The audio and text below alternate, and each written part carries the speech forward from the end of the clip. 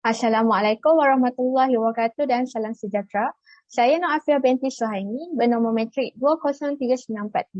Saya akan membentangkan kajian saya yang bertajuk penggunaan warna dalam pembelajaran disleksia. Pengenalan. Konsep disleksia. Disleksia berasal daripada perkataan Greek iaitu dis yang bermaksud kesukaran dan leksis yang bermaksud bahasa. Disleksia merupakan kesukaran untuk menguasai kemahiran membaca, menulis dan mengira. Menurut The International Dyslexic pada tahun 1998 mendefinisikan disleksia sebagai masalah pembelajaran yang dikategorikan sebagai masalah yang terdapat dalam bahasa ekspresif atau terbuka, bentuk lisan atau bertulis. Pembelajaran yang spesifik khususnya disleksia turut dibangunkan. Ini adalah satu alternatif khas bagi membantu murid disleksia dalam kelas. Melalui ini, guru akan menggunakan pelbagai alat bantu mengajar yang kreatif dan menarik mengikut minat murid. Secara tak langsung, ini akan meningkatkan rangsangan dan keupayaan mereka. Walaupun mengambil masa yang lama untuk menguasai, namun murid disleksia mampu membaca, menulis, mengira dan sebagainya sama seperti murid normal. Alat bantu mengajar juga satu bentuk alternatif untuk membina keyakinan murid disleksia serta mampu menyesuaikan diri dengan murid-murid lain. Jelaslah bahawa penggunaan alat bantu ini bukan sahaja berfokuskan kepada pelajaran sahaja, tetapi lebih kepada pembangunan kendiri. Antara alat bantu mengajar yang sering digunakan oleh guru disleksia dalam kelas terdiri pada muzik dan audio, engine, warna, aplikasi dan sebagainya. Namun, dalam kajian yang dijalankan ini, saya hanya berfokuskan kepada alat bantu mengajar khususnya warna dalam pembelajaran disleksia. Seterusnya ialah penyataan masalah. Kepelbagaian warna kurang digunakan oleh setengah guru dalam pembelajaran disleksia kerana dianggap tidak efektif. Hal ini mungkin disebabkan wujud segelintir kanak-kanak disleksia yang menghadapi kekeliruan dalam menentukan warna yang betul. Misalnya warna hitam atau biru. Ini kerana kedua-dua warna ini mempunyai warna yang hampir sama dan lebih kurang. Selain itu, menurut Seung Soon Chong pada tahun 2002, terdapat juga setengah murid yang tidak boleh dengan penggunaan warna yang kurang menonjol. Misalnya warna putih atau warna hitam. Pemilihan warna yang tidak efektif turut mengelirukan visual mereka terhadap persekitaran. Secara tidak langsung, ini akan mengganggu keberkesanan proses pembelajaran di dalam kelas. Kebanyakan guru disleksia menggunakan alat bantu mengajar lain yang lebih moden di dalam kelas untuk memudahkan proses pembelajaran. Ini memperlihatkan pengetahuan berkaitan warna kurang dititik beratkan. Oleh itu, pengkaji menggunakan lopangan ini untuk memberi pendedahan dan pengetahuan berkaitan keberkesanan dan pengaplikasian penggunaan warna dalam pembelajaran disleksia. Objektif kajian dan persoalan kajian. Terdapat dua objektif kajian. Yang pertama ialah mengenal pasti tahap penggunaan warna dalam subjek yang signifikan melalui pembelajaran disleksia. Yang kedua ialah menganalisis keberkesanan penggunaan warna dalam pembelajaran disleksia. Manakala persoalan kajian pula terdiri daripada berapakah tahap penggunaan warna dalam subjek yang signifikan melalui pembelajaran disleksia. Yang kedua ialah sejauh mana keberkesanan penggunaan warna dalam pembelajaran disleksia. Seterusnya ialah sorotan kajian.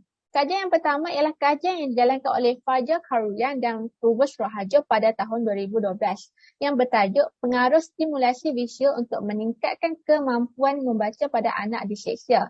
Kajian ini dijalankan bertujuan untuk menyelidik pengaruh berkaitan dengan rangsangan visual yang melibatkan tahap kemampuan kanak-kanak disleksia membaca di sekolah rendah.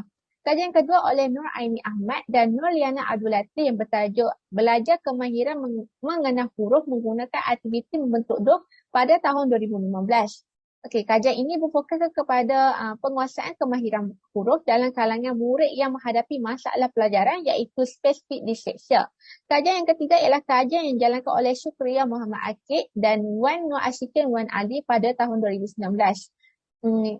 Yang bertajuk Disleksia, pembangunan aplikasi pembelajaran secara fonetik untuk pelajar disleksia.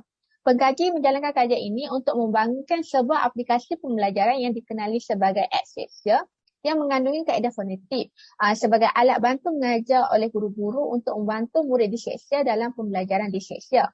Manakala kajian terakhir oleh Cheng Hu Min pada tahun 2021 yang bertajuk keberkesanan rawatan nyanyian terhadap kemahiran membaca dan menulis, kajian kes kanak-kanak berdisleksia. Kajian ini berfokuskan kepada penggunaan musik dan nyanyian sebagai terapi dalam pembelajaran disleksia, meningkatkan kemahiran membaca dan menulis. Seterusnya ialah metodologi kajian. Subjek kajian terdiri daripada 17 orang murid disleksia, iaitu 6 orang daripada kelas rendah, beginner, dan 11 orang daripada kelas tinggi, iaitu advanced. Okey, manakala 3 orang guru disleksia merupakan responden kajian. Lokasi dan alat kajian. Pengaji telah memilih lokasi kajian yang bertempat di Pusat Perseratan Disleksia Malaysia, Jalan Ampang, Kuala Lumpur. Alat kajian pula terdiri daripada rangkaman yang dirakam ketika temu bual dijalankan bersama responden kajian, iaitu guru dan murid. Kaedah kajian. Terdapat 3 kaedah yang digunakan dalam kajian ini. Yang pertama ialah kaedah temu bual. Pengkaji menggunakan kaedah temu bual tidak berstruktur untuk mendapatkan maklumat menggunakan kaedah temu bual tidak berstruktur dengan responden kajian di lokasi kajian. Ini bertujuan untuk mendapatkan maklumat berkaitan dengan kepentingan penggunaan warna dalam pembelajaran disleksia. Yang kedua ialah kaedah pemerhatian. Pengkajian menggunakan kaedah ini untuk menjalankan pemerhatian terhadap responden kajian dan sebagainya untuk mendapatkan maklumat berkaitan dengan masalah kajian. Yang terakhir ialah kaedah analisis dokumen. Pengkaji juga menggunakan kaedah ini untuk melihat dan melinti buku latihan, hasil kerja responden kajian dan sebagainya. Seterusnya ialah dapatan objektif 1, iaitu mengenal pasti tahap penggunaan warna dalam subjek yang signifikan melalui pembelajaran disleksia. Berdasarkan pemerhatian dan temu bual yang dijalankan di Pusat Perseratan Disleksia Ampang, pengkaji telah mengenal pasti bahawa semua guru disleksia di pusat tersebut menggunakan alat bantu mengajar berasaskan warna ketika mengajar di dalam kelas. Antara subjek yang diberi keutamaan dan diajar dengan menggunakan alat bantu mengajar ini, yang pertama ialah bahasa Melayu, bahasa Inggeris, matematik, seni dan kraft. Jelaslah bahawa penggunaan warna dalam keempat-empat subjek ini berada pada tahap yang memuaskan dan sangat baik, serta murid-murid disleksia juga mampu menerima dengan baik. Manakala di bahagian dapatan objektif kedua, iaitu menganalisis keberkesanan penggunaan warna dalam pembelajaran disleksia. Melalui temu bual, pemerhatian dan analisis dokumen yang dilakukan, pengkaji mendapati bahawa penggunaan warna sebagai alat bantu mengajar bersesuaian dan berkesan dalam pembelajaran murid disleksia. Untuk melihat sejauh mana keberkesanan penggunaan warna, pengkaji menjalankan analisis melalui ciri atau sikap yang ditunjukkan oleh murid disleksia ketika melakukan aktiviti berkaitan warna atau berwarna dan juga warna kesukaan mereka. Terdapat 3 kelas di pusat tersebut, iaitu rendah, sederhana dan tinggi. Namun begitu, saya hanya memilih 2 kelas sahaja, iaitu rendah beginner dan tinggi advanced.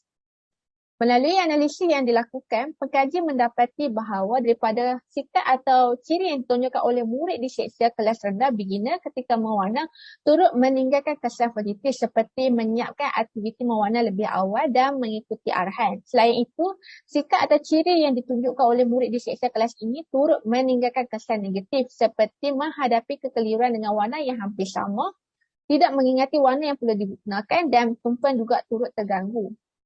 Manakala, melalui analisis yang dilakukan oleh pengkaji, mendapati bahawa daripada sikap atau ciri yang ditunjukkan oleh murid disleksia kelas tinggi advanced ketika menyiapkan aktiviti mewarna lebih awal, turut meninggalkan kesan positif seperti mampu menyiapkan aktiviti mewarna lebih awal, mengikuti serta memahami arahan yang diberikan oleh guru dan pandai mencampur warna. Selain itu, sikap atau ciri yang ditunjukkan oleh murid disleksia kelas tinggi turut meninggalkan kesan negatif, iaitu tidak mengikuti arahan dan lambat ketika mewarna. Seterusnya, analisis melalui warna kegemaran dan kesukaan murid disleksia di dalam kelas rendah. Pengkaji mendapati bahawa 4 orang murid disleksia di kelas beginner ini telah memilih warna primer sebagai warna kegemaran. Kebanyakan mereka banyak memilih warna ini seperti biru dan merah. Berdasarkan temu bual yang dilakukan, rata-rata murid tersebut memilih warna kegemaran mereka itu adalah berdasarkan baju kegemaran mereka yang terdiri pada warna tersebut. Terdapat juga seorang murid disleksia memilih warna sekunder sebagai warna kesukaan, iaitu jingga. Melalui temu bual yang dijalankan, murid pertama menjawab bahawa dia memilih warna tersebut mengikut warna kesukaannya, iaitu warna buah kesukaannya, iaitu buah 5 mandarin. Pengkaji turut mendapati bahawa seorang murid disleksia turut memilih warna primer dan warna sekunder. Berdasarkan temu bual, murid tersebut berkata dia amat menyukai warna merah dan warna jingga kerana cantik. Manakala analisis melalui warna kegemaran dan kesukaan murid diseksia di dalam kelas tinggi, pengkaji mendapati bahawa terdapat 5 orang murid diseksia telah memilih warna primer sebagai warna kesukaan iaitu merah, kuning dan biru. Secara rincinya, warna merah dan warna kuning paling banyak dipilih oleh murid diseksia. Melalui temu bual, murid-murid tersebut mengatakan warna ini dapat menjadikan diri mereka lebih berani, kuat, gembira, cantik dan sebagainya. 4 orang murid diseksia daripada kelas ini memilih warna sekunder sebagai warna kesukaan yang terdiri pada hijau, ungu dan jingga. Hal ini demikian kerana murid tersebut mengatakan warna ini sering menjadi pilihan pertama sewaktu mereka membeli satu barang. Pengkaji turut mendapati bahawa 2 orang murid diseksia memilih warna primer dan warna sekunder sebagai warna kegemaran iaitu ungu dan merah, hijau dan biru. Berdasarkan temu bual, murid tersebut menjawab bahawa warna itu sangat cantik, manakala murid lain tidak memberi sebab kenapa memilih warna tersebut. Hal ini demikian kerana pemilihan warna ini dapat mempengaruhi mereka dalam setiap perkara aktiviti yang dilakukan dalam kehidupan seharian. Kesimpulannya, pengkaji mendapati bahawa kajian ini membuktikan bahawa warna ini sangat berkesan sebagai alat bantu mengajar dalam kalangan murid-murid diseksia. Penggunaan warna ini sangat penting untuk meningkatkan interaksi dan rasa ingin tahu murid di dalam kelas. Warna yang terdiri pada pelbagai jenis ini mampu menimbulkan rasa ingin tahu murid untuk belajar di dalam kelas. Murid menjadi lebih fokus dan memahami sesuatu yang ingin dipelajari di dalam kelas. Oleh itu, guru perlulah mengetahui tentang penggunaan warna yang bersesuaian mengikut minat dan tahap murid tersebut.